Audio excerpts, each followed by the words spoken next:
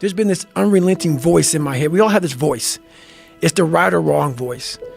And a lot of times that voice guides us into comfort. And my voice guided me into comfort a lot. But I have this other voice I heard my whole life saying, hey, motherfucker, what are you doing? Nah, man, we got to go over here. We got to go over here to that rock pile over in the fucking corner where nobody's at. That's where victory's at. We're over there in that corner. So this voice was giving me all these answers. Now, I wasn't a real smart kid growing up, but I had this crazy voice in my head saying, over there is where the fucking answers are. And I didn't want to listen to it because over there was pain. Over there was me looking in the mirror. Over there was me being accountable for all these things that went through my life. Even though people put them on me, it's now mine to own.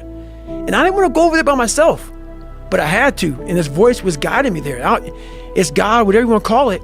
But that's what it was in me. Life is one big psychological warfare that you play on yourself. You play on yourself, man. The most important conversation I ever had is with myself. And the shit I was telling myself was so fucked up. It was so wrong. It was so misguided. And other people start to write that dialogue for you also. And it starts to be what you say to yourself every single day.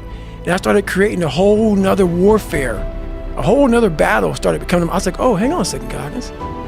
You have these tools. You have these tools. Your life was basically the perfect grounds for training for where you need to go in your life. All the beatings, all the bullying, all the, you going through learning disabilities, all the struggles. It was the absolute perfect training ground for you to go to where you need to go. And that's how I started looking at my life versus woe is me, poopy pants, kick a rock down the street mentality. It was, nah, God just hooked you right the fuck up. He hooked you right up, man, with the perfect place. You were training. You had the advantage of everybody else versus, my God, they're so above me. They came from a great family. Mom and dad love them. They didn't have to learn, they didn't stutter, they didn't struggle. No, man, your struggle is what made you who you are now.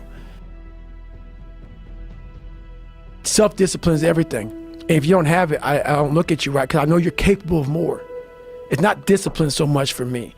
It's all on you. It's all on you. The self part is what's big. We need someone to hold people accountable. Fuck that shit, man. Fuck that shit. We count on people too much to get us through shit.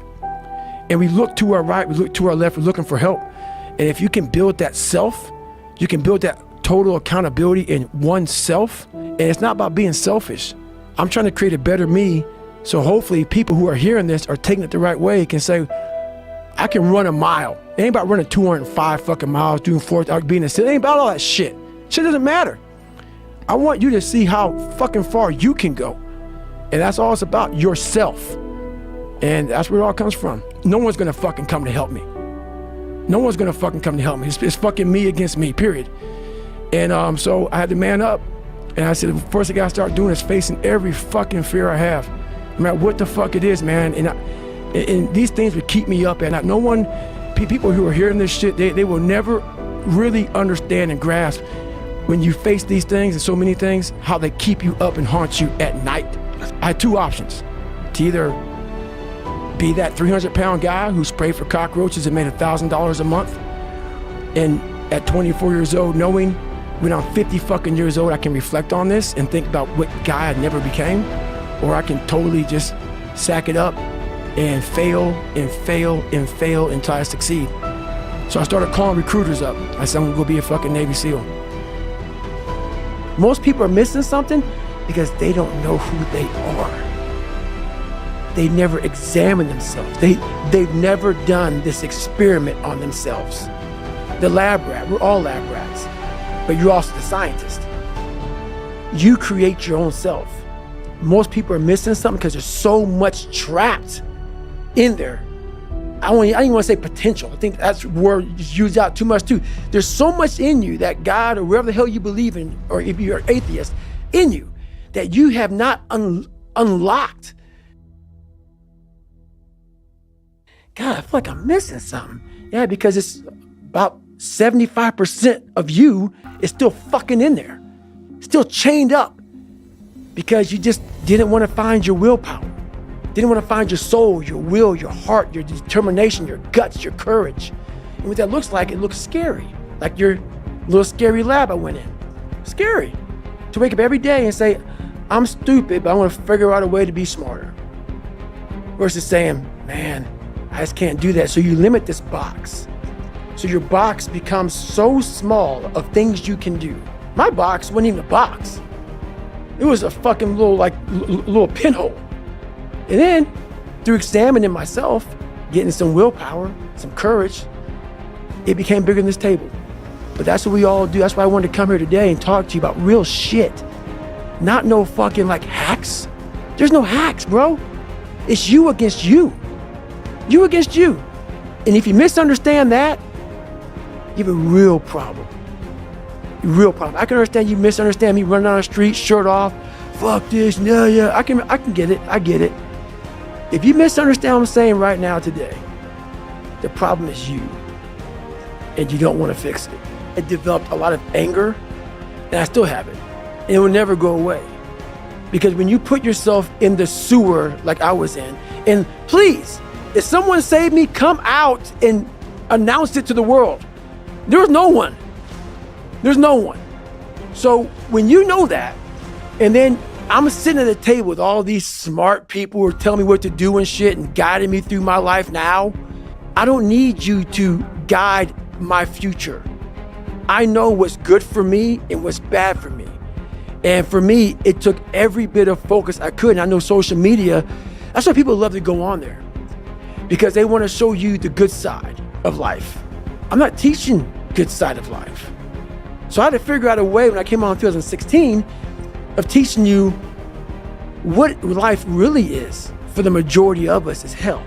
And so while people love to show you the cars and the house and the vacations and shit, all that's good, all that's happy. I'm gonna show you the side that I know most of you are going through. And people hide very well. I don't wanna hide anymore. I hid for 24 fucking years. I'm gonna teach you how to be vulnerable. Because that's the only way you fix yourself. You don't fix yourself by coming out here and me selling you some fucking books. That's why I don't have them. I forgot them. I'm glad people got something from the book. I want you to learn that the only way you grow is how to look at yourself and say, okay, like I did, what the fuck I have to do to get somewhere? There was nothing good on there.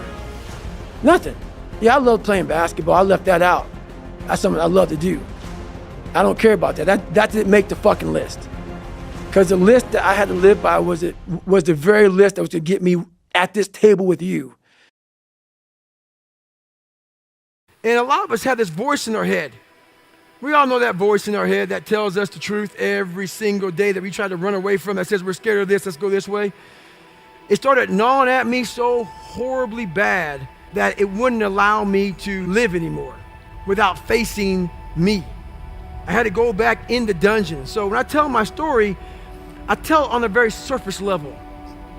I had to go down in the dungeon, the sewer where my mind used to be at, and talk to that guy. Because I wanted to live my life in a way that when I died, I was proud of myself. I know what pride felt like. And if it took pushing myself to death, I was willing to do that. But I wanted to look in that mirror, not impress anybody, not money, not fame, not nothing. I wanted to impress the guy in the daggone mirror. And I worked endlessly and tirelessly to do that. And it happened. It's too hard. Life isn't fair. These things in life are not easy for me. You look to your left and you look to your right and you start to judge yourself off other people. Like if you're a female, well, she's skinny and she doesn't work out as hard as I do. And everything starts to corrupt your mind. You start to look around too much at other people and what they're doing, and that starts to corrupt your own dialogue. We are judging ourselves against too many fucking people. You have to judge yourself against yourself. And that's the one thing I started learning, man. This isn't a race against me and Rich Roll. This is a race against David Goggins and David Goggins alone. And once you can silence all that bullshit, all the outside interference and things that are attracting your mind to everything, you can then start to grow in realizing I'm stressed out for no reason. This is my own little race. This is my own timeline, and this is how I'm going to run it.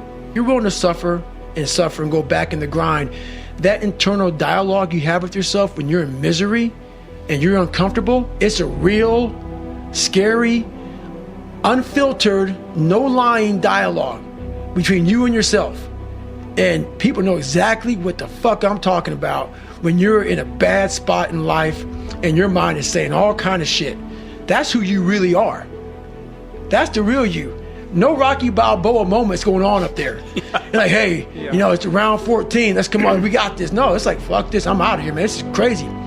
That's where the growth happens. When you're able to stay in that moment and talk yourself back into the suck of wherever you're going through, and you start stripping those layers away, but as you're stripping those layers away, you're building calluses over top of shit in your mind.